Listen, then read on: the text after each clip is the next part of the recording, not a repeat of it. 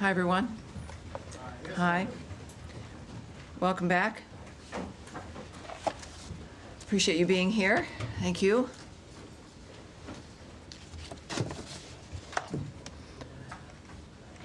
Everyone's set? We're good? Great. Welcome aboard, everyone.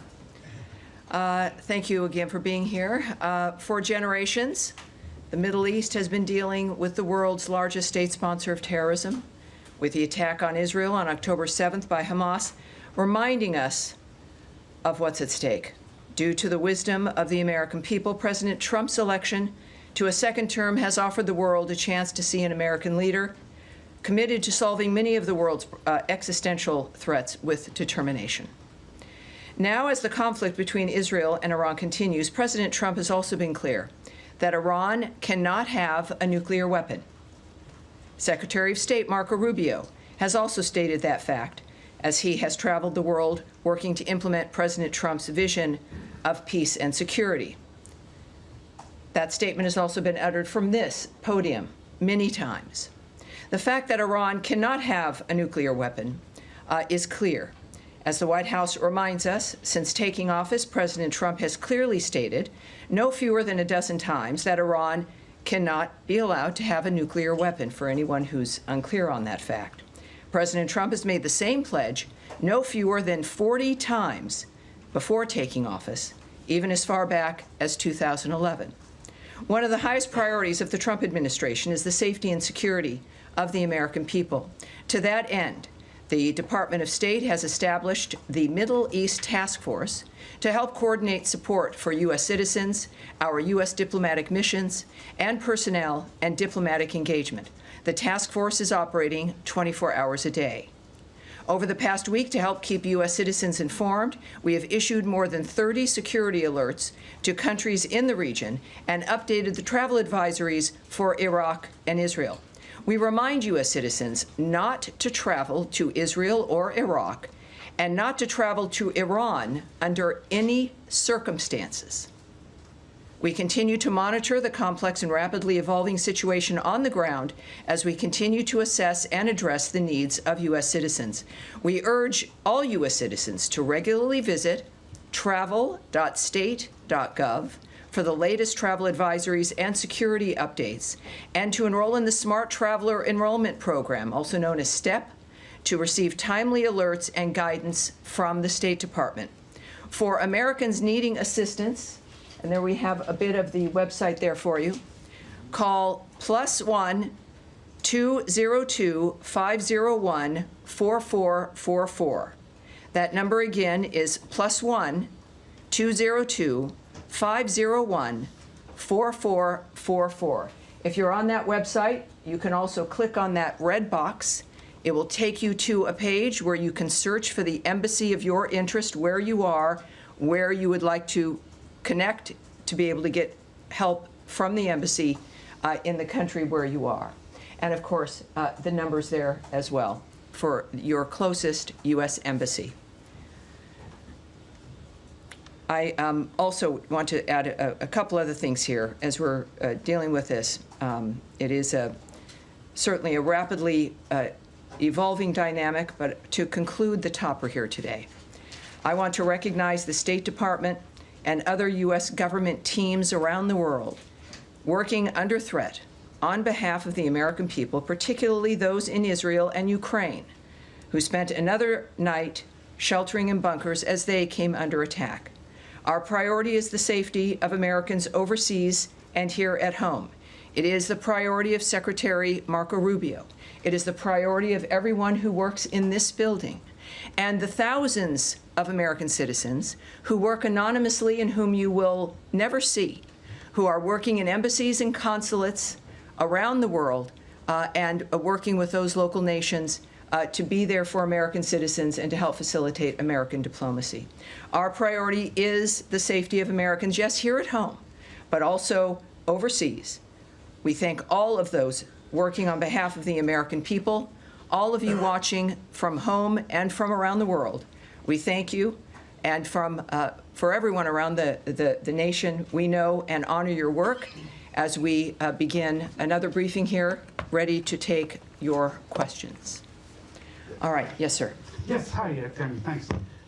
Thanks for that. Could you give us some more details on this task force, how it's going to work, and specifically if it's going to help Americans potentially leave the region, be repatriated, or depending on the countries that they're in, and any more details you can give on that? Right. I won't be giving you, just as a reminder of how today is a little bit of a different day for the briefing. There is always things that I can't say to you. And yet we have a long back and forth. Sometimes we have a little bit of a debate.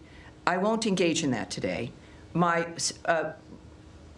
responses will be perhaps a bit quicker than usual, and I'll be moving around more quickly to reach as many of you as I can. There will be less than I can answer for you because of the circumstances that we're dealing with around the world. So it is, just want you to know, it's not personal, but we're working on certain things, like the task force as an example. The task force is a group of people who are working, taking the calls of people, of American citizens around the world, making sure that they get connected with what they may need in that region. I won't go into the details of all that the task forces do, of course, but it's about information, making sure people here at the State Department and people that we get the information we need, but also people around the world, American citizens, get directed to the information that they may need as well. So I'll leave it at that, but this is something that the State Department does when there's a situation that requires it, and this is one of those times. Tammy, I'm sorry. Could I just ask Sure, about the Matt. phone Sure, number? of course. That phone number that you get, if you call that number, which I can do right now, who do you get? You get an individual who is task force, or no, you don't get the task force. Oh. That phone number is a general phone number. The task force is busy, but it is a separate unit that is established to take the calls to assist American citizens who call to the embassies. Particularly, you're going to be referred to embassies who can help you get what it is you need. So good question. Thank you, sir. All right. Yes, Andrea. Just a quick question. There's some specific consular needs. One in particular that I'm aware of, and there may be more than one, is an American citizen in Iran, where there is no embassy, no consulate. Mm-hmm. Would that be the Swiss protectorate? Would there be other options? Is consular affairs give any advice as to what to do about Americans right now stuck in? I can't speak to any advice or information regarding individuals in Iran at this point. And what about American Israelis or Israeli Americans either wanting to come out or wanting to get back home? LL, I believe, has resumed flights in some small measure for people who, some people have kids in Israel and they were visiting the States. And they're American citizens. Is there anything that they can do? Where should they call this number? Well, obviously, if you know, and we encourage every American when you travel, is to contact your local embassy or consulate, let them know you're there, make sure you know where they are, have those numbers, and that's what I would recommend, no matter where you're traveling, but certainly in the Middle East, is know where those entities are, know where the embassy is. So if you're in Israel, obviously it's Tel Aviv or it's Jerusalem. Are they open? Well, they will answer their phone. So there's contacts that can happen in the midst of all of this. And of course, I think that's the advice for wherever you are. But clearly, if you're in a certain area, it's obvious in this case that there are certain limitations in that region, and that contact the embassy, the one that is nearest to you, and you will, at the very least, make sure they know where you are, but also they will give you some options for the plans that you would like to make. Yes, Humaira. Tammy, I understand your limitations, but I have to ask this. I know you do. It's your job, and I appreciate that. I'm here to take questions, not necessarily always answer them. Yeah, last Yes, night ma'am. President Trump said he wants a real end, not a ceasefire. So does the United States support or pursue regime change in Iran, or are we just talking about dismantling Iran's nuclear enrichment, and would that include the United States helping Israel strike Fordo? Well, I'm certainly not going to characterize what President Trump says or tweets, for that matter. He doesn't need characterizing. He's one of the most transparent, one of the most clear individuals that we've known. I think that we can take his word for his word, but I'm not going to speculate on, in a larger sense, what that would mean, That is up to the president. He is the singular guiding hand about what will be occurring from this point forward, as he has been. And I think that dynamic is pretty clear. He says he wants an end, as he has said about every conflict that he has, as a peacemaker, worked to stop peacefully through diplomacy. That has been his commitment. And he wants these things, as he said about a number of situations, not for a month or 6 months, but durable ends to this nature of forever wars. And that has been his posture, and that's his posture now. Okay, I have an easier follow-up. Yes, ma'am. How many people... I'll take a hard one, too. I'd say. How many people so far have contacted U.S. missions in Israel or elsewhere, American citizens, seeking help to depart the country that they're in the Middle East? Yes, I won't discuss those details or the numbers involved with the embassies. Are you guys planning to facilitate charter planes to get people out or military evacuation? I will not discuss what our plans are in that regard. Yes, ma'am. Just to follow up on that really quickly. Sure. Are you guys considering at all operations that would help Americans who want to leave the region from evacuating? I know that our commitment is to the safety and security of Americans around the world. All right? Yes, sir. Yes, sir. Go ahead. Tammy, would the U.S. government like to see a regime change in Iran? First of all, I'm certainly not going to remotely address that. It would require me to speculate or speak on behalf of the president, which I will not do. What we've seen, though, is clear, is months and repeated statements that all he wants is a peaceful world. His activity and the nature of the actions that the United States has taken and his special envoys have been rooted in one thing, which is negotiations, looking for diplomatic solutions to generational problems that he wants solved diplomatically. That has been his constant posture. And there has been nothing that has changed in what he wishes for, what he would hope to accomplish. And so, of course, that's not something I'm going to address. Is the U.S. government and the Israeli government on the same page when it comes to the intelligence about Iran's nuclear weapons program? That is a question for the White House and perhaps the NSC. That's not something I can answer here. Nadia. Thank you, Tammy. The president said he wants to see Iran offers unconditional surrender. I'm not going to ask you to comment on the president's statement, but I'm going to ask you if the secretary is involved in any kind of diplomatic missions with his allies, with the Germans, with the French, trying to offer something to the Iranians as a way out. Well, I, again, would not speak on the details of any diplomatic conversations, if they occurred, between whom, what those details would be. We know, of course, the Secretary and the President were at the G7. Their constant work from the moment they came to office has been to, and certainly Secretary Rubio, was to open up conversations and to lead the world through diplomacy to make a difference. But that's the only thing that would guide me when it comes to the nature of the decisions they're making at this point. Yes, ma'am. Without getting into the details of the conversations, is the door to diplomacy with Iran on its nuclear program still open from the U.S. perspective? That would be a decision made by President Trump. Have you heard from the Iranians signaling interest in continuing discussions? That is not something that I can speak to. Yes, ma'am.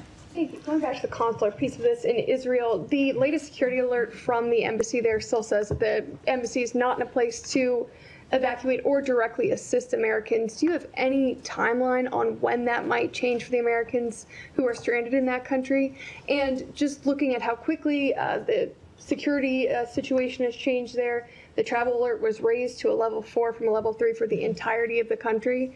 Is that a sign that the State Department was caught on its back foot a little bit by this change because Americans still can't get help? I can say the answer to that last question is no. We are working 24/7 to ensure the safety and the security of Americans around the world. I can say that the Department of State is always planning for contingencies to assist private U.S. citizens' departure from crisis areas, and we will alert the U.S. citizenry community if there is and when there is additional information to share regarding their options during any crisis, but certainly this one as well. When it comes to how quickly people can expect a dynamic, the American government, the State Department, our militaries, you've seen all of these assets, all of these departments involved in this dynamic in one fashion or another, are working exclusively for the safety of this nation and the safety of the American people, wherever they may be. Yes, sir. Thank you, Tammy. At the top, you said that you're advising U.S. citizens not to travel to Israel or Iraq or Iran under any circumstances. Do you have any more general guidance for Americans in the Middle East, more broadly as a region? Are there other countries that you're advocating people depart from? Well, at our website, we have our travel alerts. We also have moved them on our State Department Twitter, our social media accounts. Those are for the public to see. Would there be, what is the specific one for people to look to if they want to look for specific country travel alerts? Is it travel.state.gov? So travel.state.gov, and you will see every travel alert there for you, depending on if you're going to be traveling. And it's not just for the Middle East, or if you're in a country right now, you can get your information there. Yes, sir. Thank you. Two questions. In your topper, you also recognize American diplomats serving in Ukraine and Israel who spent another night in a bunker. Yes. But one of American citizens happened to be killed by the Russians last night in Ukraine. Do you have any comment on will the U.S. government act to protect American citizens in Ukraine? Yes, we are aware of last night's attack on Kyiv, which resulted in numerous casualties, including the tragic death of a U.S. citizen.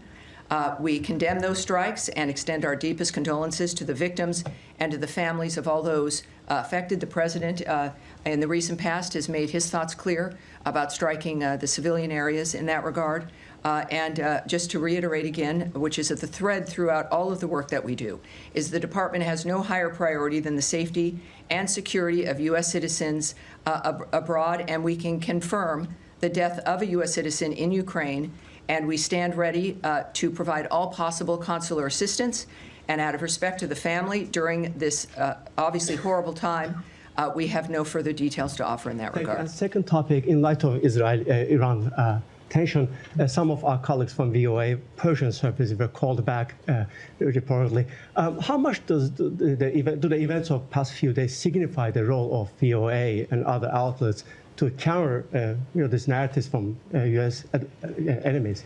Yes, I'm not going to go into the details of what we're doing when it comes to communications into that region or into specific countries. Yes, sir. Thank you, Tammy. Two Iran-related topics. Number one, the administration kind of kept this conflict between Israel and Iran at arm's length over the first few days. And now, since last night and especially into today, we're hearing the president say, we more. We have control over the skies. We know where the supreme leader is. He's kind of taking more ownership of the situation directly. Is that feeling trickling down to this building as well? Is there more of an ownership of the situation in the State Department as well? Well, I again can't characterize the feelings of the President of the United States. We know that he is our lead. We know that he is the guiding hand. We know that he is one of a few who know all the details, and he is clearly has a mission and an agenda that has involved diplomacy and changing the world for the better for people. In the meantime, of course, things change. Our experiences change. He's making comments that are a reflection of what what matters to him, and of course, what matters to the president matters to the State Department and every other department. I think that it is fair to say that his leadership and his re-election to the second term was because people here in the United States were tired of the status quo. And what the world has seen is a peacemaker and someone who can make a difference, and that's what they're looking forward to. Final question. Can I get in one more? One more. There's no special envoy for Iran. Several key locations in the Middle East don't have a confirmed ambassador. We speak often about the day after situation in Gaza. What about the day after situation in Iran? Is the State Department ready for it? Well, the State Department and the Trump administration, while you may not see things immediately, just because it's not maybe in the news or you're not present for things that occur, doesn't mean they're not occurring. I would remind everyone that the State Department, as I've found out, is sort of like the military. It's 24/7. It is not something that is a basic 8 to 5 dynamic. And it's because people are working around the world constantly. It is literally their mission. Personally, their work is what they do and are committed to. So while you may see a certain thing in a static framework, it doesn't mean that we have not worked on that or are not working on that or that things will begin to happen. So it's just a reminder that it's not about the day after. We are working before, during, and after. It is the anticipation of people with history and an experience when it comes to the history, not just of a building and of a department of the United States, but the history of people working on diplomatic issues throughout the world. And they work for this department. They are committed to those issues, and that is what makes the State Department so effective, in addition to the leadership that is afforded by Marco Rubio, as guided by Donald Trump. Yes, sir, you've been waiting. Tammy, the NATO Summit is in The Hague next week. Yes. President Trump and Secretary Rubio came back early from the G7 summit because of the nature of what's going on in the Middle East. If this situation is still unfolding next week, should we expect some kind of changes to the delegation, changes to travel? Should we be anticipating that if the situation is still ongoing? You know, I can't tell you if anything will change. I know it has not so far. But as we have experienced from day to day or even sometimes hour to hour, things do change. This is a very dynamic event. We've all had our special situations that we're interested in, and we all want diplomacy to work, and we've been cheering on summits and ceasefire discussions, et cetera. This is something that is moving, as things tend to, very rapidly. So I would say that anything is possible, but at this point in time, that is still certainly on the books. But that's going to be obviously that's a presidential trip. That's going to be up to the White House. And I'm sure will be affected by their decision-making based on what they see. Yes, sir. Thanks, Tammy. 2 questions, please. First of all... Can you tell me, sir? Yeah, Alan Fisher from Al Jazeera English. Very good. How do you do? Fine, thank you. The U.S. intelligence assessment on March 26 was that Iran was not working towards a nuclear bomb. What's changed? That the U.S. position seems to be that it was very close. Well, again, I can't speak to intelligence assessments, what may or may not have changed, or to the fact that it is President Trump and his team who are seeing things that matter when it comes to the decision-making, and I think that that's what's happened here. Second question is, if the president in his first term was willing to give the Taliban 18 months to come up with a deal, why was there only 60 days given to the Iranians to discuss something which is much more complicated? Again, I'm not going to discuss the details of the decisions made by the president. Andrea? I'm just saying that was Tulsi Gabbard's testimony in open session to the committees. Well, yes, and as I've noted, today is not that day. Next, yes? Yes, sir. Tie in the white shirt. Thank Is that you just suggesting that Andrea, we're moving on, please. Let's please be able to manage this. Sir, in the back there. Thank you, Tammy. My question is, the other week we were talking about the negotiations between Iran and the U.S., and the president was very optimistic about it. And now drastically everything has changed, and we are talking almost about a full-scale war between Israel and Iran. How do you name the procedure right now? Has the negotiations failed, or how can we name it? My second question will be, the Iranian state TV has been targeted by the Israeli Air Force. How do you see that? Do you see a state TV channel as a legitimate target? Well, you'd have to ask Israel about their decisions when it comes to the choices with what they strike and what they don't. And on your first question, which now is already, what was your first question? My first question, after all this, after these escalations, how do you name process? I would say that you would look to the President of the United States for how he is characterizing what has occurred. And he is very open and transparent with that, and does it with his many conversations with the media and also on Truth Social. He is clearly accessible, certainly with his remarks, and he has said a number of things on social media that I think might answer your question. Yes, Saeed. Thank you. Very quick question on Gaza. Can I do that? Of course. Well, yeah, are we continuing Well, I still also with have- I also have I will come to you on Gaza, Saeed, I promise, but let's continue with the topic at hand. So yes, sir, in the back. Thank you so much, Tammy. Two questions. One question on Iraq related to Iran. Iranian-backed group Qatar Hezbollah threatens the U.S. against interfering in the Israel-Iran conflict, which they said any American intervention in the conflict would prompt the group to target the U.S. interests across the region.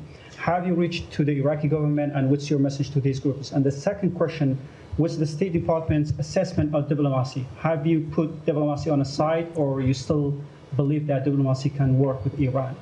Well, again, I'm not going to comment on the nature of how the White House or the President or the DOD will respond to certain remarks or demands made by someone. So you'll have to ask the DOD regarding their reaction in that regard. I would also, though, I know that the President's Truth Social, he's made it very clear, even I think today, and I think I've got that right here. This is, again, one of the things we've learned about President Trump is that when he tweets, when he speaks, the world watches, and it's the most clear framework that we can learn of his approach. He has, I don't know if I can get to the exact one, but he has made it very clear that, oh yes, here we go. He has noted that we don't want missiles shot at civilians or American soldiers, or our patience is wearing thin. Thank you for your attention to this matter.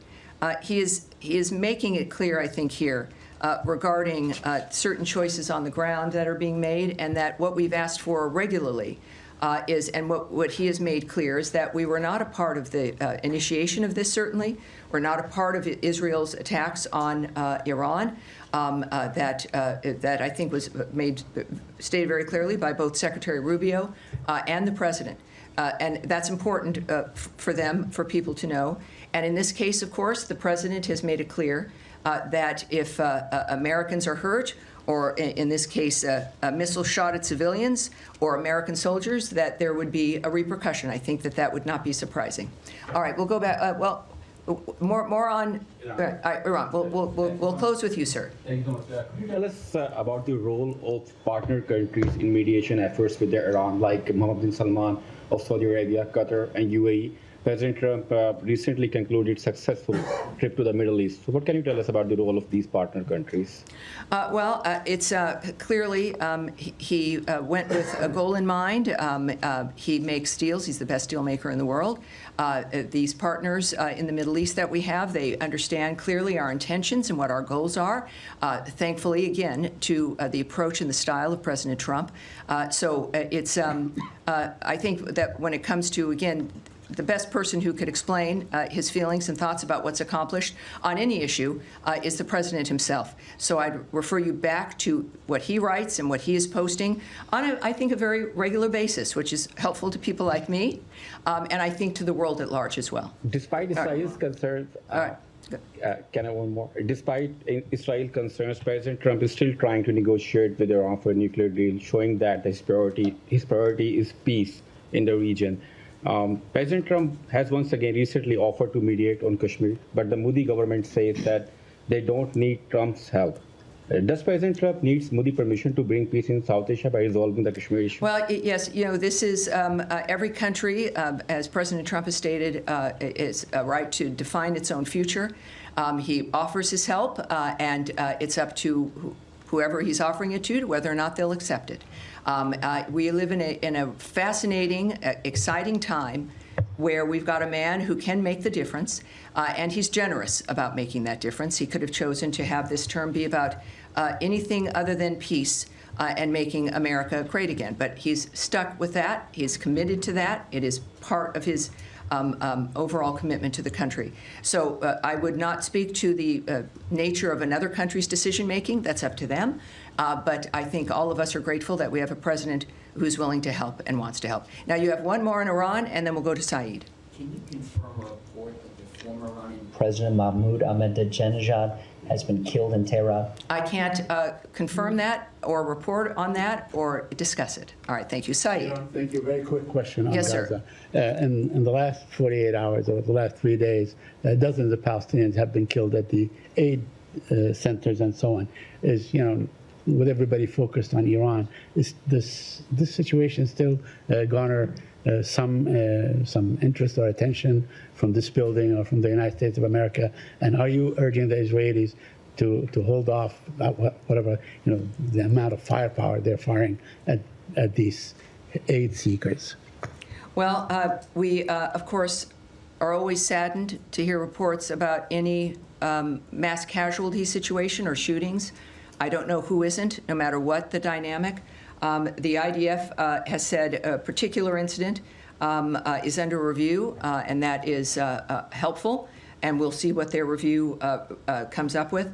In the meantime, I think it is important also when it comes to the nature of the efforts to get aid and food to the Gazans. We now know, can report that the Gaza Humanitarian Foundation now is working at 4 distribution sites and has distributed nearly 26 million meals to date. So it is, again, a conversation about whether or not the State Department cares. Every day there's a demonstration. And when we think about the State Department, it's people. It's people who've committed their lives to a diplomatic life, to a life of foreign service, to a political life, to try to make the difference for the world. So we see that manifesting here. And as we also know with today's events and today's conversations, there's a reason why we need people like President Trump and the American commitment to peace abroad. All right? Yes, go ahead. Yeah, it's been reported over the weekend that the President yes. Would expand the travel ban to 36 other countries. A lot of them, from what I understand, are in Africa. There's already 19 countries that are affected by the travel ban to a different extent. Can you share any details, elements you have on this plan? I'm going to speak a little bit about it, not into the detail of what, about the decision making or the process in that regard, but we are, of course, committed to protecting our nation's citizens by upholding the highest standards of national security and public safety through our visa process in particular, as laid out in President Trump's Executive Order 14161, protecting the United States from foreign terrorists and other national security and public safety threats. The visa adjudication process has got to ensure that U.S.-bound foreign travelers do not pose a threat to the national security and public safety of the United States.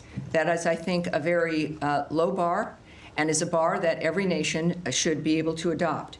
To protect the national security and national interests of the United States and its people, the Department of State and other U.S. government agencies assess other countries' security capabilities, information sharing, and identity management practices, exploitation of the U.S. visa system, such as overstay rates, and failure to facilitate the repatriation of their removable nationals.